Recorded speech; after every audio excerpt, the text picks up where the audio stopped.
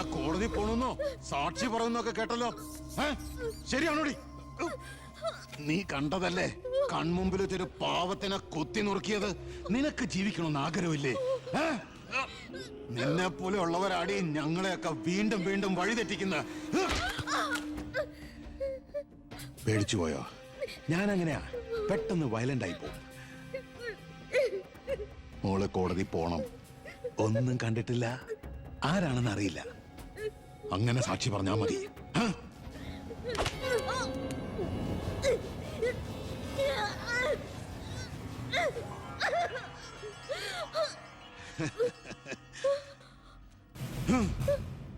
ഇനി ഇതിന്റെ പേരിൽ നമ്മൾ തമ്മിൽ കാണേണ്ടി വരരുത്.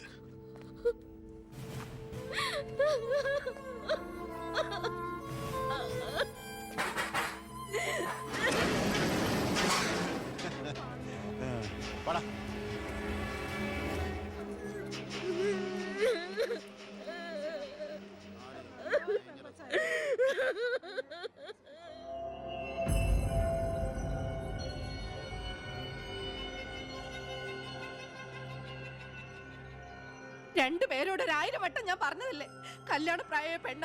ഇനി ആരിവളെ എല്ലാം തൊലച്ചില്ലേ? അതിനിപ്പോ ഒന്നും സംഭവിച്ചില്ലല്ലോ. ആര് വിശ്വസിക്കും? ഇത്രയും പേരുടെ മുന്നിൽ വെച്ച് മറുപടി പറഞ്ഞു പറഞ്ഞു ഞാൻ മടുത്തു. എങ്ങനെ ആശ്വസിപ്പിക്കണ്ടെന്ന് എനിക്കറിയില്ല. ഈ സമയത്ത് പറയുന്നത് ശരിയാണോന്നും അറിയില്ല. ഒരു സഹതാപത്തിന്റെ പുറത്ത് ചോദിക്കുന്നതല്ല, എനിക്കിഷ്ടമാണ് അവളെ. ഞാൻ നോക്കിക്കോളാം, പൊന്നുപോലെ. രാഷ്ട്രീയ കുടുംബമല്ലേ, അവസരത്തിനൊത്ത് പലതും പറയും, നാളെ അത് മാറ്റിയും പറയും. തിരിച്ചറിവില്ലാത്ത പ്രായത്തിൽ നീ കൊടുത്ത കത്ത് മേടിച്ചു പറഞ്ഞ് ആട്ടി പുറത്താക്കിയതല്ലേ ഞങ്ങളെ. ഇപ്പതാ സാക്ഷി പറയാൻ കൊണ്ടുപോയി അവളുടെ ജീവിതവും നശിപ്പിച്ചു. ഇനി എന്ത് വിശ്വസിച്ച അവളെ നിന്റെ കൂടെ അയക്കേണ്ടത്? കൊല്ലൂല്ലെന്ന് എന്താ ഉറപ്പ്? മന്ത്രിയുടെ മോൻ എന്ന പദവിയല്ലാതെ ഇവളെ കൊണ്ടുപോയി പോറ്റാൻ നിനക്ക് വല്ല ജോലി ഉണ്ടോടാ?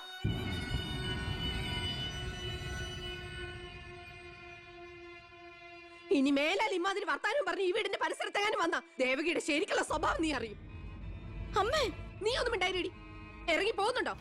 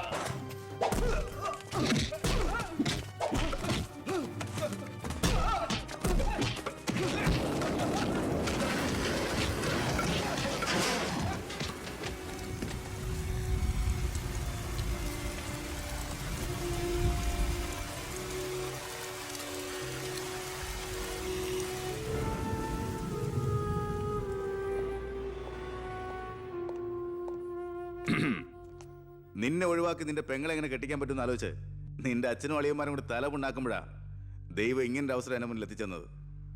ആദ്യം നിന്നെ സപ്പോർട്ട് ചെയ്യുന്ന CI വിജയനെയും ഗ്രൂപ്പിനെയും ഒരു അന്വേഷണത്തിന്റെ ചുമതല കൊടുത്ത് ഞാൻ സേലത്തേക്ക് അയച്ചു. ഇനി ഇവിടെ വെച്ച് നിനക്ക് രണ്ട് തന്നാലും കൊന്നാലും ചോദിക്കാൻ ആരുമില്ല. പക്ഷെ എന്ത് ചെയ്യാൻ പറ്റും, നീ എന്റെ അളിയനാകാൻ പോലെ. ഒരേ ഒരു അളിയൻ. ഒരു പ്രതിയെ പിടിച്ചാൽ 24 മണിക്കൂറിനകം കോടതിയിൽ ഹാജരാക്കണമെന്ന നിയമം. പക്ഷെ നിന്റെ കാര്യത്തിൽ ഞാൻ പറയുന്ന റൂൾസ്. എന്തായാലും എന്റെ കല്യാണം കഴിയുന്നവരെ അളിയൻ ഈ മുക്കയും ക്യാമ്പിൽ തന്നെ കിടന്നു, എന്റെ ഈ കല്യാണക്കുറിയും വായിച്ചോണ്ട്. എന്നാ പിന്നെ കല്യാണത്തിന് ശേഷം തറവാട്ടി നമുക്ക് കാണാം. വരട്ടടാ അളിയ.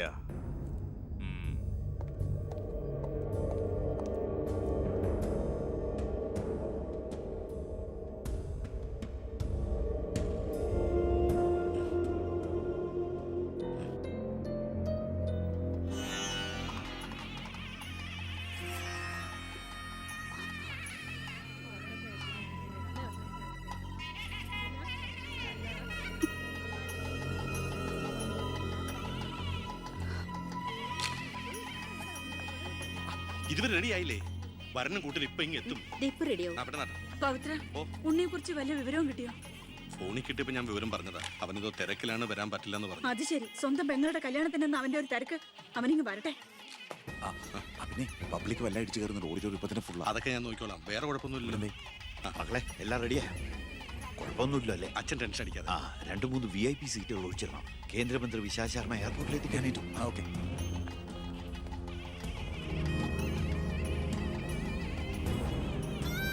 മോളെ,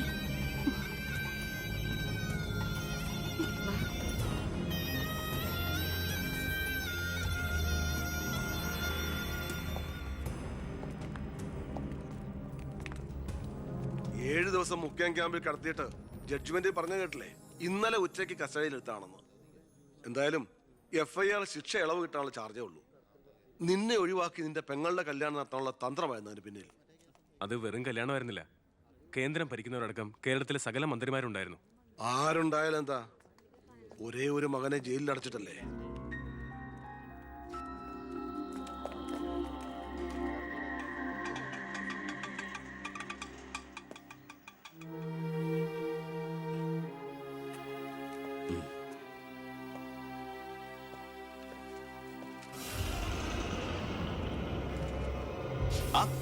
ഇതാര്? അളിയോ?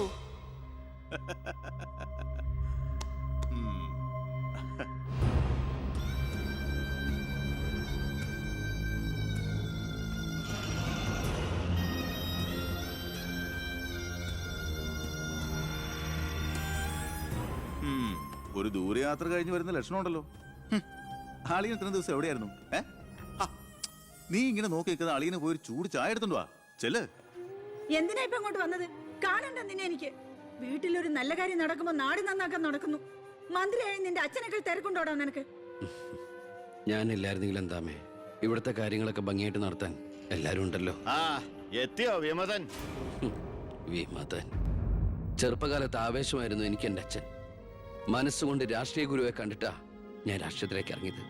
പക്ഷേ അടുത്തറിഞ്ഞപ്പോ തെറ്റുകളിൽ നിന്നും തെറ്റുകളിലേക്കാണല്ലോ അച്ഛൻ പോയിക്കൊണ്ടിരിക്കുന്നത്. എന്റെ കൂടെപ്പുറപ്പിനെ മനസ്സിലാക്കിയില്ലല്ലോ. വളരെ വിഷമമുണ്ട്, സഹതാപമുണ്ട്.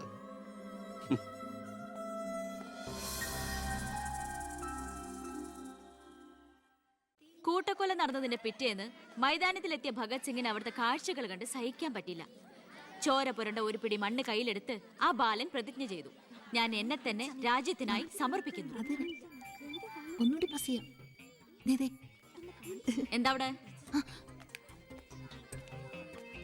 നോക്കട്ടെ, എവിടുന്നത് ചോദിച്ചാടില്ലേ? അന്ന് കണക്ക് സാറിനെ വെട്ടിക്കൊല്ലാൻ വന്നില്ലേ, അയാളുടെ കയ്യിൽ നിന്ന് തെറിച്ചു പോയതാ. സർ, ഇതാണ് ആ ഫോൺ. പ്രസാദ് കൊല്ലപ്പെട്ട സമയത്ത് പ്രതിയിൽ നിന്ന് നഷ്ടപ്പെട്ടതാണത്. സർ, പ്രസാദ് കൊല ചെയ്യപ്പെടുന്നതിന് മുമ്പ് ഈ ഫോണിൽ നിന്നുള്ള ലാസ്റ്റ് ഔട്ട് ഗോയിങ് കോള് മന്ത്രി ബാലഗംഗാധരന്റെ ഫോണിലേക്കായിരുന്നു. റിമാൻഡിൽ കഴിയുന്ന പ്രതിയെ വീണ്ടും ചോദ്യം ചെയ്തപ്പോ മന്ത്രിയുടെ പങ്കിനെ കുറിച്ച് വ്യക്തമായ സൂചന ലഭിച്ചിട്ടുണ്ട് സർ. അത് മാത്രമല്ല സാർ, മണിമലയാർ ഡാം അഴിമതി കേസിൽ 2 വട്ടം നോട്ടീസ് അയച്ചിട്ടും മേനോ ഹാജരായിട്ടില്ല. തനിക്കിതൊന്നും ബാധമല്ല എന്ന മട്ട മേനോനുള്ളത്. ഇപ്പൊ വാറണ്ട് ഇഷ്യൂ ചെയ്തിട്ടുണ്ട്. എങ്ങനെയാണോ തന്റെ അച്ഛനെ ഇതിൽ നിന്നൊന്ന് രക്ഷപ്പെടുത്തിയെടുക്കുക? അച്ഛൻ ശിക്ഷിക്കപ്പെടണമെന്ന് ലോകത്ത് ഒരു മകനും ആഗ്രഹിക്കില്ല, ഞാനും. പക്ഷെ ആര് കുറ്റം ചെയ്താലും ശിക്ഷിക്കപ്പെടണം സാർ, പ്രത്യേകിച്ച് ജനങ്ങൾക്ക് മാതൃകയാകേണ്ടവർ.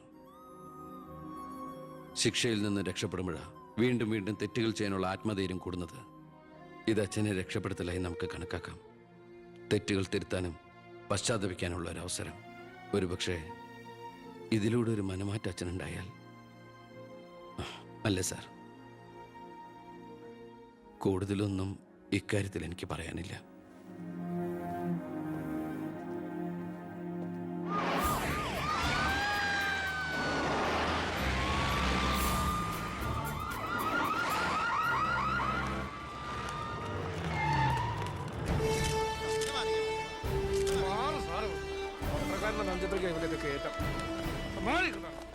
നിങ്ങളോട് വെയിറ്റ് ചെയ്യൂ സർ. അച്ഛാ, ഹർഷം വരുന്നു. അച്ഛാ, ആ മുഖ്യമന്ത്രിയുടെ ഓർഡർ കൈ കിട്ടി അല്ലേ? അച്ഛനെ അറസ്റ്റ് ചെയ്യാൻ മരുമകന് ഡ്യൂട്ടി. അവറാച്ചൻ കളിക്കട്ടോ, കളി അവിടെ വരെ പോകുന്ന കാണാം നമുക്ക്. അച്ഛനെ കോടതിയിലേക്ക് കൊണ്ടുപോയാൽ മതി. ജാമ്യത്തിനുള്ള ഏർപ്പാടൊക്കെ ഞാൻ ചെയ്തിട്ടുണ്ട്. വക്കീലുമായി ജോസ്പേട്ടൻ കോടതി വെയിറ്റ് ചെയ്യാ. നീ എങ്ങനെ എന്നെ കൊണ്ടുപോകുന്നത്? കാറിൽ ഫോളോ ചെയ്താൽ മതി. കാറിലോ? എന്റെ പട്ടി വരും. പോലീസ് ജീപ്പിന്റെ പിന്നിലിട്ട് തന്നെ എന്നെ കൊണ്ടുപോകണം. അതിനു മുമ്പ് ഈ മുറ്റത്തിട്ട് എന്നെ തല്ലി ചതയ്ക്കണം, മുടുമുണ്ട് വലിച്ചു പറിക്കണം. ആ പിന്നെ പത്രക്കാരോ ചാനലുകാരോ ചോദിച്ചു കഴിഞ്ഞാൽ മുഖ്യന്റെ സ്പെഷ്യൽ ഓർഡർ ആണെന്നൊക്കെ പറഞ്ഞേക്കണം. ഇതൊന്നും നീ ചെയ്യണ്ട, പോലീസുകാരെ കൊണ്ട് ചെയ്യിച്ചാൽ മതി. അയ്യോ, ഓ ഇത് മുഖ്യമന്ത്രിയെ താഴെ ഇറക്കാനുള്ള കുശാഗ്രമതി ഇല്ലേ? എന്റെ പൊന്നെ, ഞാൻ എന്തുവായി കേൾക്കുന്നേ? ഗുരു എന്നെ ഒന്ന് അനുഗ്രഹിച്ചാട്ടെ. ആ അനുഗ്രഹമൊക്കെ അവനോട് വാങ്ങിച്ചാൽ ബുദ്ധി. കാര്യങ്ങളൊക്കെ നമ്മുടെ പോലീസുകാരോടൊന്ന് പറഞ്ഞേക്കാം. ജയ്,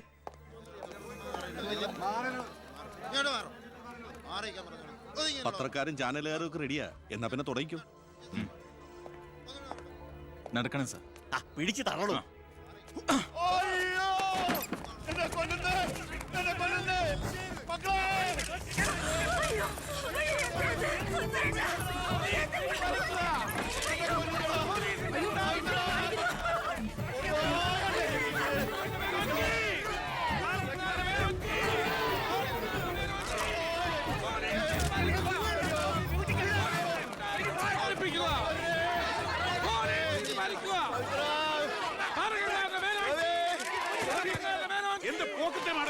ഒരു മിനിസ്റ്ററിലെ അദ്ദേഹം വീട്ടിൽ അനാവശ്യം കാണിക്കാതെ ബഹളം ഉണ്ടാക്കരുത്. ഇത് ചീഫ് മിനിസ്റ്ററുടെ ഓർഡർ. ചീഫ് മിനിസ്റ്ററുടെ ഓർഡർ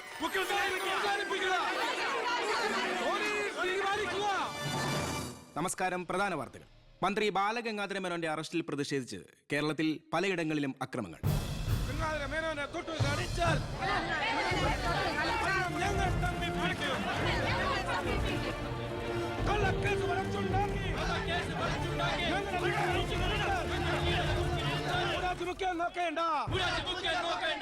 ഇപ്പോൾ കിട്ടിയത് അറസ്റ്റിലായിരുന്ന വിദ്യാഭ്യാസ മന്ത്രി ശ്രീ ബാലഗംഗാധര മേനോന് കോടതി ജാമ്യം അനുവദിച്ചു.